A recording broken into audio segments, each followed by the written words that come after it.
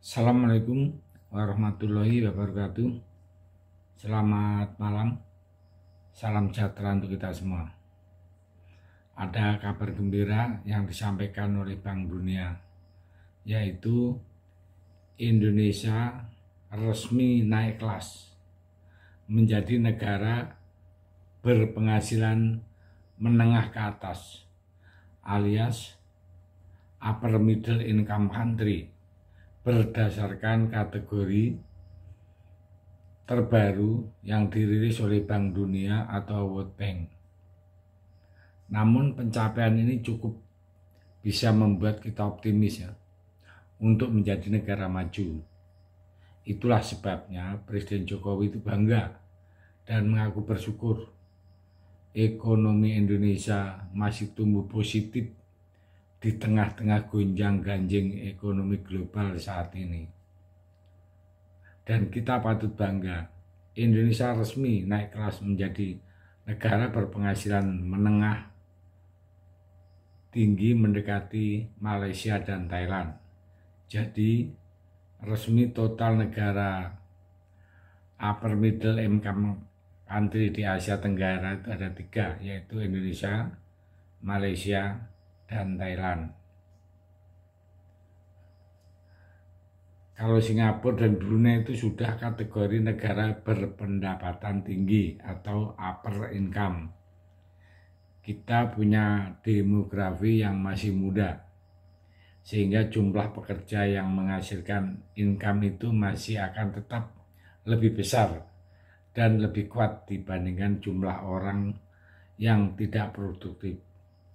Katakan masih di sekolah, juga mungkin yang sudah pensiun itu nanti paling tidak sampai tahun 2038-2039. Nah, jadi ini adalah pintu harus kita gunakan dengan sangat optimal. Jadi sepanjang kita masih muda dan kita tingkatkan produktivitas ini, akan membawa kita penghasilan dengan tumbuh ekonomi yang lebih tinggi lagi. Dan memang ini bukan hal yang mudah untuk kita capai. Saat ini kita masih menghadapi tantangan yang cukup berat untuk ekonomi globalnya, sehingga kalau kita bisa tumbuh 5%, PDB-nya dalam 6 kuartal berturut-turut, dalam 6 kuartal terakhir ini merupakan pencapaian yang layak untuk kita banggakan.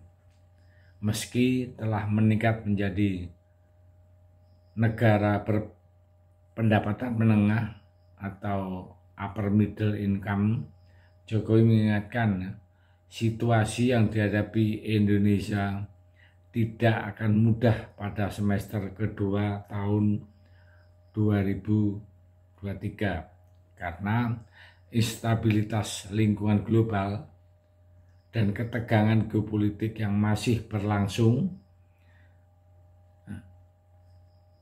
Beliaunya mewanti-wanti ya mengenai pergerakan tingkat suku bunga dan inflasi global yang masih relatif tinggi.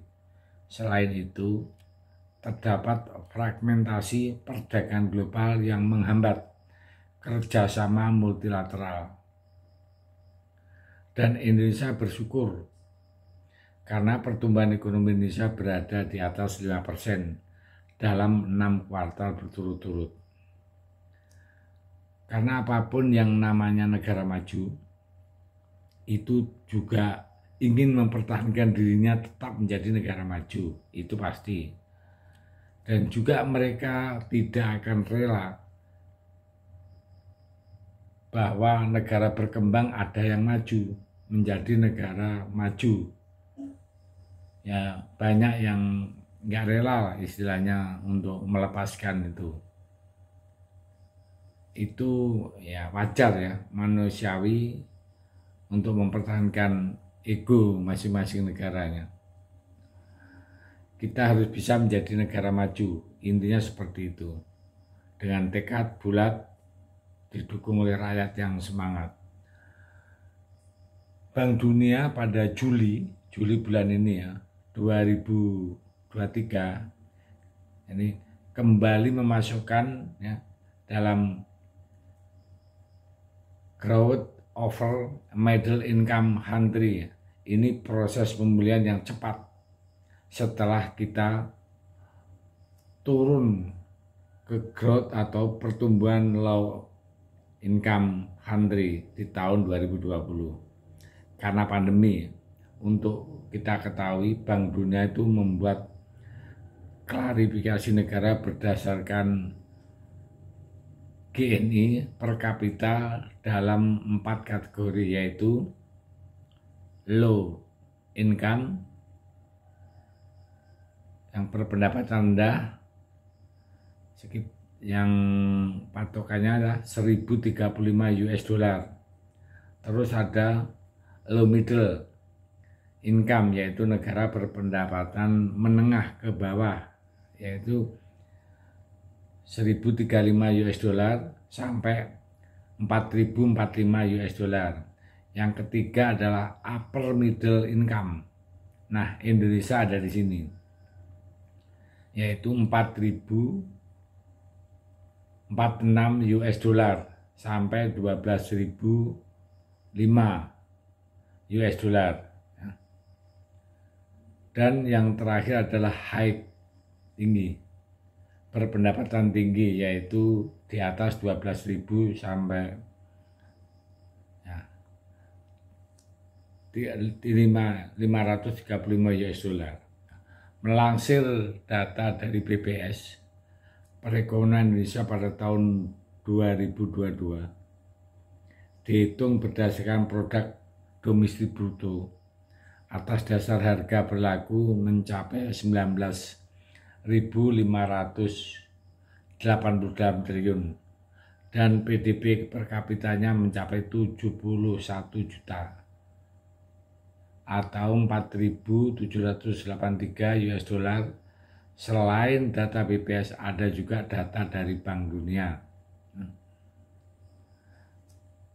Kalau dihitung-hitung kurang lebih sekitar seperti itu. Maka dari itu kita sebagai rakyat Indonesia patut bangga, kita patut bersyukur bahwa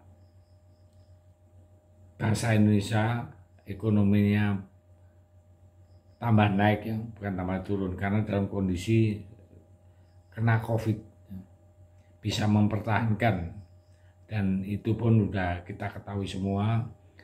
Dunia itu mengakui bahwa Indonesia bisa mempertahankan perekonomian dan malah tumbuh. Ya. Jadi ini adalah pencapaian yang luar biasa. Kita harus apresiasi, terutama untuk Bapak Presiden dan kita semua rakyat Indonesia, karena bersemangat untuk mencapai tujuan, yaitu adil dan makmur. Saya pikir itu. Terima kasih. Merdeka.